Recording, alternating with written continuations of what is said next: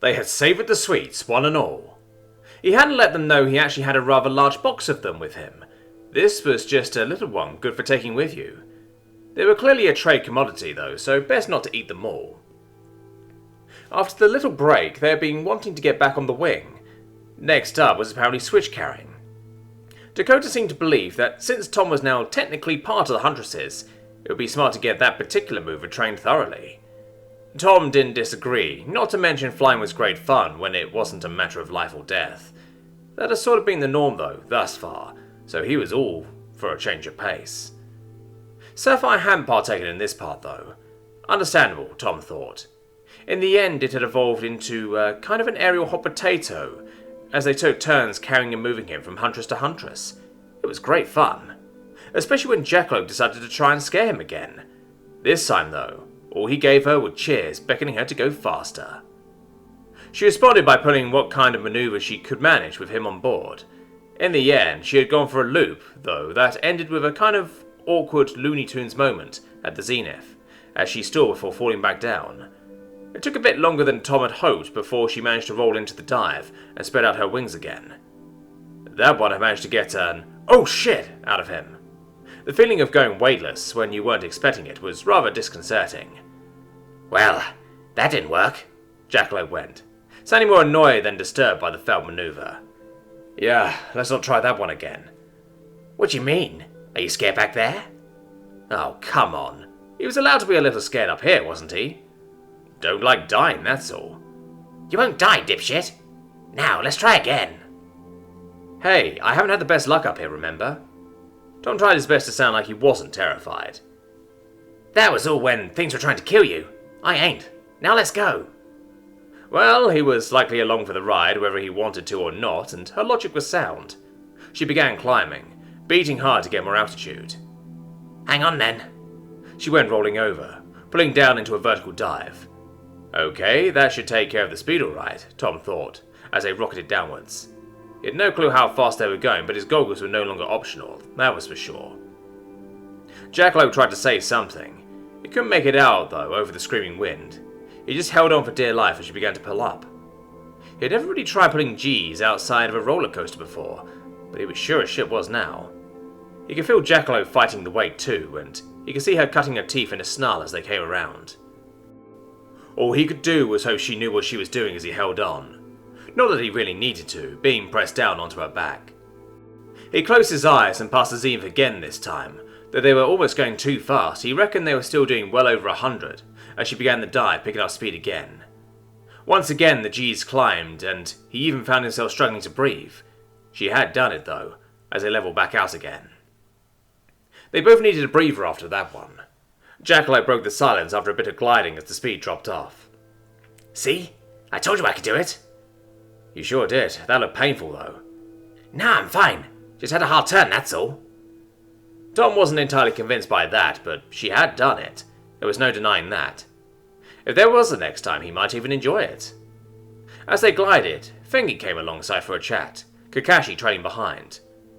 That was amazing, Jackie. Thanks there. The idiot didn't think I could do it. Well, we all know that's a dangerous thing to say. I didn't say that, he protested. I just thought it was a bad idea.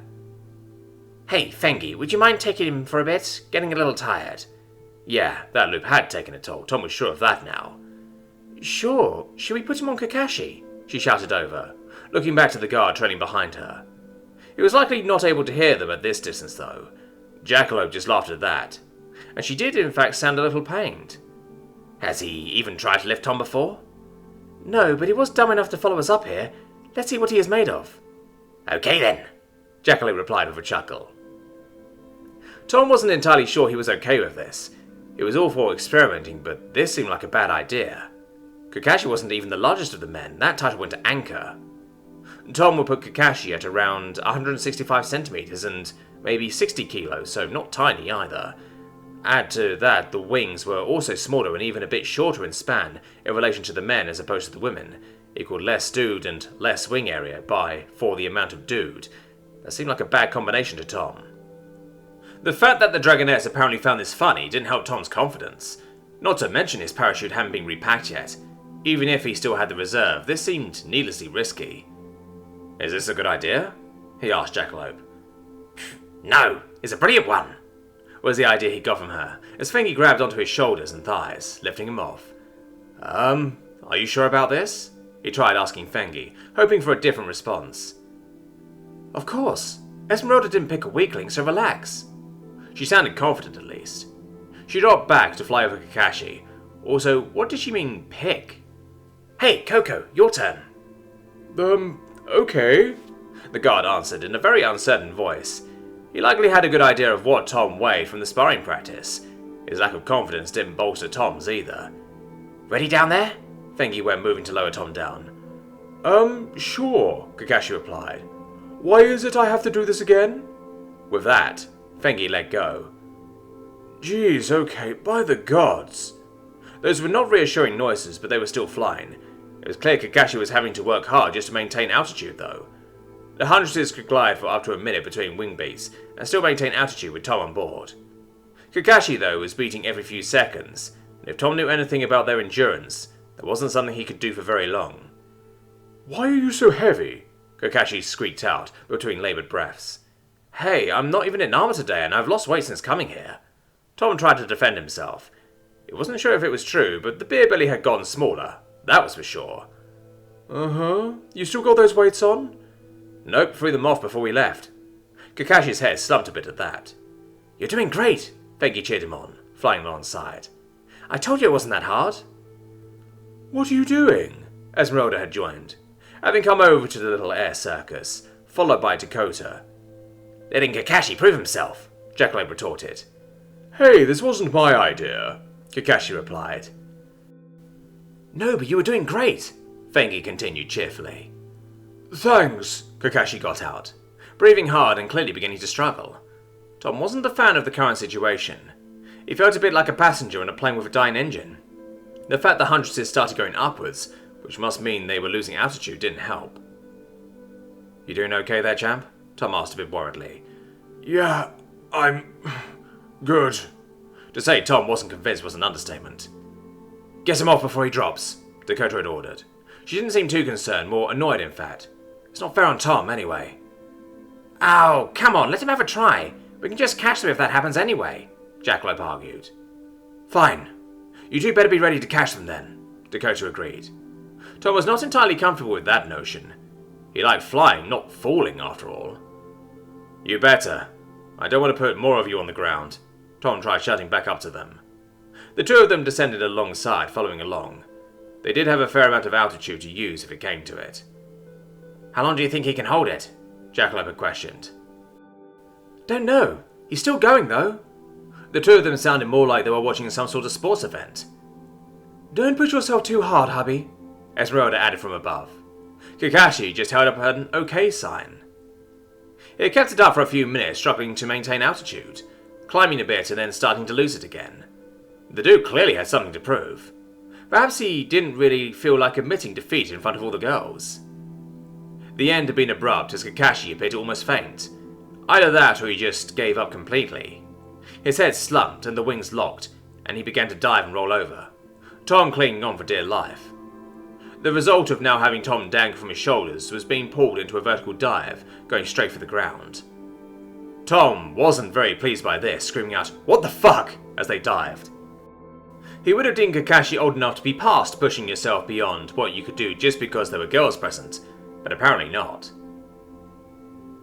Well, it had been a fun, if rather pointless experiment to see how long Kakashi could keep the two of them airborne. Esmeralda dived down after them as he finally buckled under the load. Jackalope and Fengi were already there though, even if getting to Tom to let go had been a bit difficult. He for some reason decided that clinging to an unconscious Kakashi was a good idea. Jackalope had managed to pry him off eventually though. Fengi grabbed Kakashi before he paid for overreaching himself. Sapphire and Dakota swooped down, following them to the ground. They had ended up close to the small lake they got their water from, so perhaps it was time for another short break before they called it a day. Besides, Tom might need to stretch his legs after being used as dead weight for an hour. She had landed to find Tom mid-discussion with Jackalope and Fengi. What do you mean it's normal to faint? That doesn't seem very safe. Well, we don't get too hot up there when working hard, Jackalope had tried to explain. So you just drop? Well, You had to be an idiot or trying to prove something to do it, but yeah. Tom just shook his head at that. Remind me to never fly with just one of you. Sure there, Master of the Skies, Jackalope laughed sarcastically. Sapphire sighed a bit.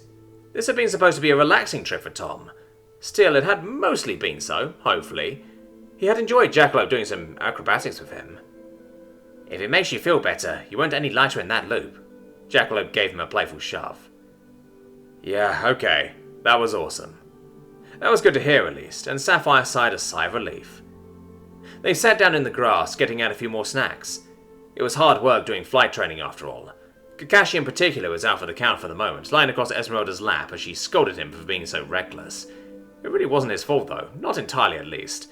They all knew well enough how that was going to go after all. After they had eaten for a bit, Tom got up and walked down to the water, sticking his finger in it. Then he started taking things off.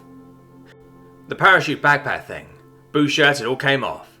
Sapphire just pointed to the strange sight, and the others turned to look one by one. In the end, he just had the underpants covering his private parts. He turned back to look at them, noticing he was now the centre of attention. It didn't seem to faze him, though. What? This isn't news to you? He went, holding up his arms. I'm going for a swim. He waded a ways out into the water before letting himself fall forwards into it with a splash. All of them, except for Esmeralda and Kakashi, ran down to the shore to see what the lunatic was doing. There was an awful lot of splashing and flailing about, but no screaming, so all must be well. Sapphire couldn't work out how he was managing to breathe, but he just kept going, so he must be somehow. He swam a ways out into the small lake into what Sapphire assumed must be rather deep water. Then he just disappeared. They all collectively gasped. Where did he go? Sapphire let out. Did a demon grab him? Jackalope added, sounding almost panicked. Is he dead? Fengi asked, sounding like she was on the verge of tears. No, he isn't, Dakota answered calmly. He's diving. He did it that night too. But he can't breathe down there, can he? Sapphire had to ask. Tom could do some weird things, but he did seem to need to breathe just like them. He'll be up again shortly. Right on cue, his head popped back up again, and sighs of relief could be heard along the shore. Dakota just shook her head disapprovingly. And I don't think there are any water demons in the lake right next to our keep either, Jackie. Right, obviously. How bad was it? Jackalope asked, seeming uncertain. It was the worst thing I've ever experienced. Does that include the time you... Yes, Dakota cut her off. It doesn't seem so bad to me, Sapphire added in. Perhaps it did have to do with the happy idiot currently demonstrating, but it looked easy enough. Then why don't you go out and try? Dakota replied dismissively. But it's so cold, isn't it? Sapphire added. Fengi stuck a finger in the water. Not as bad here for some reason. Still cold though. It's a small lake. It gets warm faster, Dakota clarified. So I won't die immediately, is what you're saying? Jackalope questioned. You could drown, Dakota just stated, sitting down to look out over the water. It took a while, but eventually Tom came paddling back to shore, looking at the spectators he had gathered. That was refreshing. Anyone brave enough to try what we teach our children before they can walk? You're kidding! Fengi let out in disbelief. Sapphire just looked at the smiling Tom to try and work out if he was lying this time. No sign of it, though. So you're saying we look like a bunch of children for not wanting to die? Sapphire questioned. If it was dangerous, we wouldn't do it with the kids now, would we? Tom asked, sitting down in the water, leaving his head above water. Sapphire didn't much enjoy being called a coward, even if it was a little indirect. She looked at Jackalope, wondering if the bundle of muscle had what it took to go into the water. Come on, it's nice, Tom beckoned with a grin. Jackalope now turned to look at Sapphire, their eyes locking.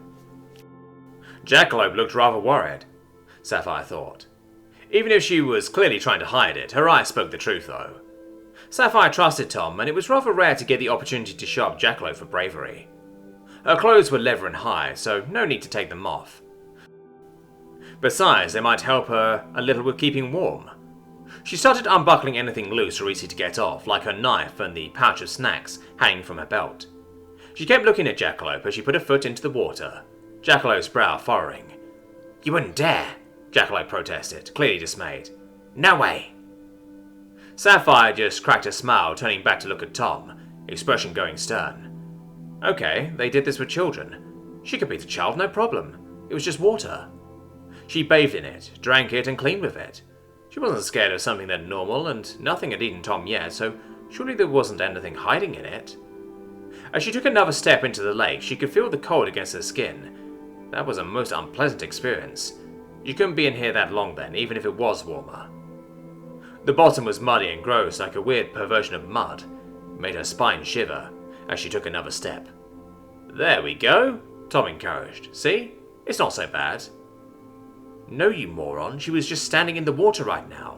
It was what came next she was worried about, as she continued to wade out into the deeper water where Tom was standing. Don't die, okay? Fengi piped in from behind her.